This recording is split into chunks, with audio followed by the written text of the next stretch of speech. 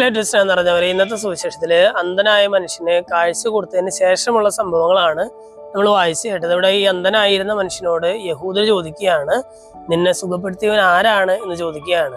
അവരെ സംബന്ധിച്ച് ഈശോ ഈ ഒരു കാര്യം ചെയ്തത് വഴി, അല്ലെങ്കിൽ ഈശോയെ പരസ്യമായിട്ട് മിശിഹായിട്ട് ആരെങ്കിലും പ്രഖ്യാപിച്ചാൽ അവരെങ്ങനെയെങ്കിലും സിനഗോഗിൽ നിന്ന് പുറത്താക്കണം എന്നുള്ളതായിരുന്നു അവരുടെ ആകെപ്പാടിയുള്ള ഒരു ലക്ഷ്യം.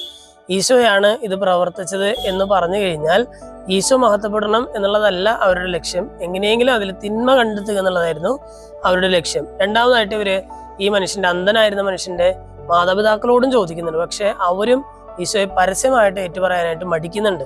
സ്നേഹമുള്ളവർ, ഇന്നത്തെ സുവിശേഷത്തിലെ ഈ യഹൂദരുടെ പ്രവൃത്തിയെ ഒന്ന് നോക്കുക. കാരണം ഇവര് വളരെയധികം നന്മ കാണാമായിരുന്ന ഒരു സ്ഥലത്ത് പോലും, ഒരിടത്തിൽ പോലും തിന്മ അന്വേഷിച്ചുകൊണ്ട് നടക്കുകയാണ്, അല്ലെ? ഒരുപാട് ഈശോയെ പറ്റി അവിടെ നന്മ പറയാനുണ്ട്, പക്ഷെ ആ ഒരു സന്ദർഭത്തിൽ പോലും അവരെങ്ങനെയെങ്കിലും ഒരു തിന്മ കണ്ടെത്താനായിട്ട് സാധിക്കുമോ എന്ന് അവർ കാര്യമായിട്ട് ഇങ്ങനെ അന്വേഷിച്ചുകൊണ്ടിരിക്കുകയാണ്. ഇന്നത്തെ വചനഭാഗം വായിച്ചു കഴിയുമ്പോൾ നമുക്കും ഈ യഹൂദർക്ക് ഉണ്ടായിരുന്ന മനോഭാവം ഉണ്ടോ എന്ന് നമുക്കൊന്ന് ചിന്തിച്ചു നോക്കാം. അതായത് നന്മ കാണേണ്ട ചില ഇടങ്ങളിൽ നന്മ കാണാതെ അവിടെ തിന്മ അന്വേഷിക്കുന്ന ഒരു പ്രവണത നമ്മുടെ ജീവിതത്തിൽ ഉണ്ടോ എന്ന് നമുക്കൊന്ന് ചിന്തിച്ചു നോക്കാം. അങ്ങനെ ഒരു പ്രവണത നമ്മുടെ ജീവിതത്തിൽ ഉണ്ടെങ്കിൽ അത് മാറ്റി കൂടുതലായിട്ട് നന്മ കാണാനും നന്മ കേൾക്കാനും നന്മ പ്രവർത്തിക്കുവാനുള്ള ഒരു കൃപയ്ക്കായിട്ട് നമുക്ക് പ്രാർത്ഥിക്കാം. ദൈവം നമ്മെല്ലാവരെയും സമൃദ്ധമായിട്ട് അനുഗ്രഹിക്കട്ടെ.